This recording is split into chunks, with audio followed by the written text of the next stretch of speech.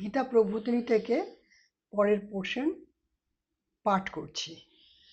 চিন্ময় সত্তা মাত্রই কামনা, স্পৃহা, মমতা ও অহংবোধের থাকার প্রশ্নই ওঠে না। এই কামনা ইত্যাদি জড়েই থাকে, চেতন পর্যন্ত পৌঁছায় না।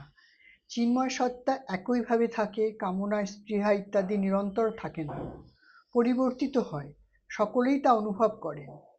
প্রত্যেক জন্মে কামনা, স্পৃহা ইত্যাদি ভিন্ন প্রকারের থাকে। এই জন্মেও বাল্যকালের কামনা, স্পৃহা প্রভৃতি বিভিন্ন প্রকারের ছিল, এখন তা ভিন্ন প্রকারের। আমরা তা ত্যাগ করি, আবার আঁকড়ে ধরি। প্রথমে খেলনার কামনা ছিল, তারপর টাকার জন্য কামনা হয়। প্রথমে মায়ের ওপর মমতা ছিল, পরে পত্নীর জন্য হয়। এইভাবে কামনা, স্পৃহা, মমতা ইত্যাদির আসা যাওয়া, উৎপত্তি বিনাশ, সংযোগ বিয়োগ, আদি অনন্ত ইত্যাদি হতে থাকে। কিন্তু সত্তামাত্র স্বরূপের এইসব হয় না। যে বস্তু নেই তাকে আমরা গুরুত্ব দিই, অর্থাৎ সত্তাবান মনে করি। এটি আমাদের সবথেকে বড় ভুল। এই ভুল দূর করার দায়িত্ব আমাদেরই, তাই ভগবান এটিকে ত্যাগ করার কথা বলেছেন। না হলে যা নেই তার ত্যাগ স্বতঃসিদ্ধ, যা স্বতঃসিদ্ধ তাকেই প্রাপ্ত করতে হয়। পরমাত্মাকে নতুন করে সৃষ্টি করতে হবে না। এই নতুন সৃষ্টি করার ধারণাই হলো আমাদের বন্ধনের বা দুঃখের মূল কারণ। হে পৃথানন্দন, একেই বলা হয় ব্রহ্মজ্ঞানের অবস্থিতি। জীবের এই অবস্থা প্রাপ্তি হলে তিনি কখনো আর মোহগ্রস্ত হন না। মৃত্যুকালেও যদি এই অবস্থায় স্থিত হন তাহলে নির্বাণ লাভ হয়, অর্থাৎ তার ব্রহ্ম প্রাপ্তি হয়।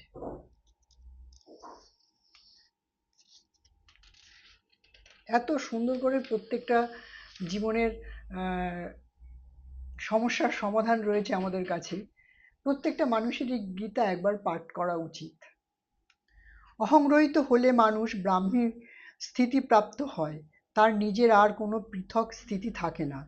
এই ব্রাহ্মী স্থিতি মানুষ একবারই লাভ করে, আর তা হয় চিরকালের জন্য। কারণ ব্রহ্মে আমাদের সত্য স্বাভাবিক স্থিতি, কিন্তু অহংভাবের জন্য তা অনুভূত হয় না। আমি আছি দূর হয়ে শুধু আছে থেকে যায়, একেই বলা হয় ব্রাহ্মী স্থিতি। সিদ্ধান্ত হলো যে যে বস্তু পাওয়া যায় এবং নষ্ট হয়ে যায়, উৎপন্ন বিনাশ হয়, সেগুলো আমাদের এবং আমাদের জন্য হতে পারে না। শরীর কোনো এক সময় প্রাপ্ত হয়ে কিছুকাল পরে বিচ্ছিন্ন হয় এবং উৎপন্ন ও বিনাশ প্রাপ্ত হয়, কিন্তু স্বয়ং কোনো এক সময় উৎপন্ন হয়ে কালক্রমে বিচ্ছিন্ন হন না, উৎপন্ন ও বিনাশ প্রাপ্ত হন না। সুতরাং দৃঢ়তার সাথে সাধকের এই সত্য মেনে নেওয়া উচিত যে আমি স্বয়ং ত্রিকালের শরীর নই, শরীর আমার নয় এবং আমার জন্যও নয়। নির্মাণ শব্দটির দুটোই অর্থ, লুপ্ত, হারিয়ে যাওয়া এবং বিশ্রাম, শান্ত। অতএব হারিয়ে যাওয়া ব্রহ্মকে পাওয়া অথবা পরম বিশ্রাম প্রাপ্তি করাই হলো নির্বাণ, ব্রহ্ম প্রাপ্তি। নির্বাণ শব্দের আরেকটি অর্থ শূন্যও হয়। শূন্য মানে অভাব নয়। শূন্যের তাৎপর্য হলো যা সৎ নয়, অসৎ নয়, সৎ অসৎ নয় এবং সৎ অসৎ থেকেও ভিন্ন নয়, অর্থাৎ যা অনির্বচনীয় তত্ত্ব। সর্বদর্শন সংগ্রহ। ক্রিয়া মাত্রেই সংসারের সঙ্গে সম্বন্ধযুক্ত, আমাদের স্বরূপ সক্রিয়। তাই শরীর দ্বারা আমরা নিজেদের জন্য কিছুই করতে পারি না। শরীরের দ্বারা আমরা যাই কাজ করি না কেন তা জগৎ সংসারের জন্যই হবে, নিজের জন্য হবে না। পূর্বপক্ষ, তাহলে আমরা নিজেদের জন্য কি করতে পারি? উত্তর পক্ষ, আমরা আমাদের জন্য নিজের দ্বারা নিষ্কাম, নিস্পৃহ, নির্মম এবং নিরহংকার হতে পারি। কেন হতে পারি? কারণ আমরা বাস্তবে স্বরূপত নিষ্কাম, নিস্পৃহ, নির্মম এবং নিরহংকার, অর্থাৎ অহং শূন্য।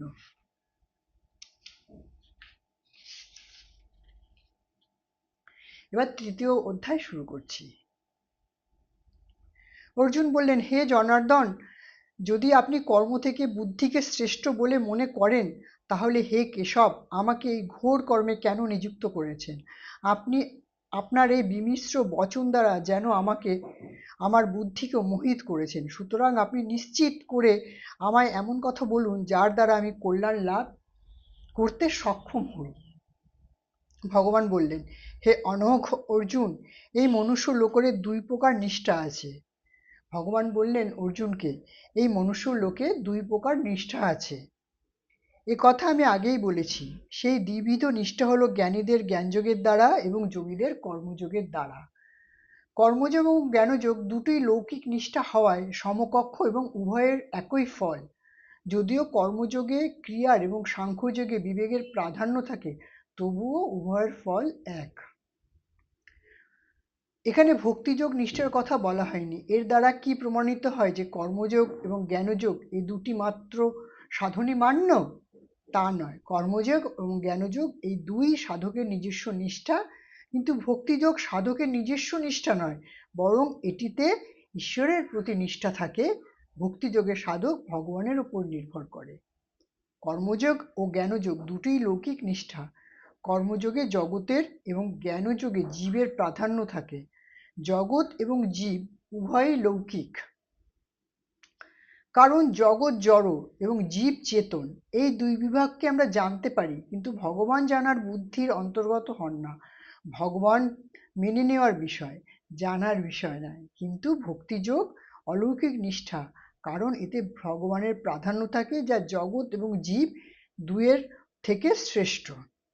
মানুষ কর্মচেষ্টা না করলে যে নৈষ্কর্ম্য প্রাপ্ত হয় তা নয়, আর কর্মত্যাগ করলেই যে সিদ্ধি লাভ হয় তাও নয়।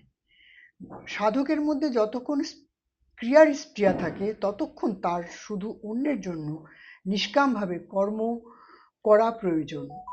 অন্যের হিতার্থে কর্ম করলে ক্রিয়ার বেগ শান্ত হয়ে যায় এবং সকল কর্ম অকর্ম হয়ে যায়। অর্থাৎ যে কর্ম বন্ধনকারক হয় না, বাহ্যিক রূপে কর্ম ত্যাগ করলে ক্রিয়ার বেগ শান্ত হয় না, এবং ক্রিয়ার বেগ শান্ত না হলে প্রকৃতির সঙ্গে সম্পর্ক ছিন্ন হয় না। প্রকৃতির সঙ্গে সম্পর্ক বিচ্ছেদ না হলে সিদ্ধিলাভ হয় না। কোনো ব্যক্তি কোনো অবস্থার ক্ষণকাল কর্ম না করে থাকতে পারে না, কেননা প্রকৃতজাত গুণে বশীভূত প্রাণী কর্ম করতে বাধ্য হয়। প্রকৃতির বিভাগ পৃথক এবং স্বরূপের বিভাগ পৃথক। প্রকৃতির বিভাগে শুধুমাত্র ক্রিয়া থাকে, স্বরূপ অক্রিয়।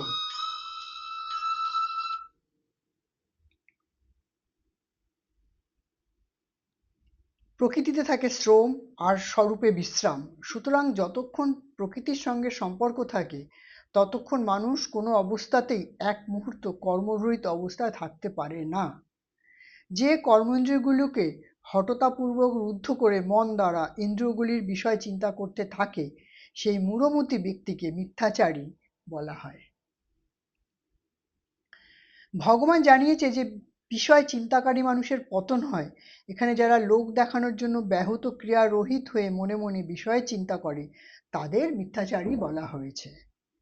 প্রকৃতপক্ষে ভোগ বুদ্ধিতে ব্যাহত ভোগ করা এবং মনে মনে তা চিন্তা করায় কোনো পার্থক্য থাকে না। অন্তঃকরণে উভয়েরই সমান প্রভাব পড়ে। এক দৃষ্টিতে মনে মনে ভোগ চিন্তা করলে সাধকের বিশেষ পতন হয়, কারণ যে ভোগের প্রাপ্তি হয় না, অথবা যে সুখভোগ সে লোক মর্যাদার ভয়ে ভোগ করতে পারে না, অথবা যে ভোগ করতে সে অসমর্থ, সেগুলো সে মনে মনে ভোগ করতে পারে। কি সুন্দর ব্যাখ্যা! পরের ভিডিওতে এর পরের যে ব্যাখ্যাটা আছে সেটা পড়ছি।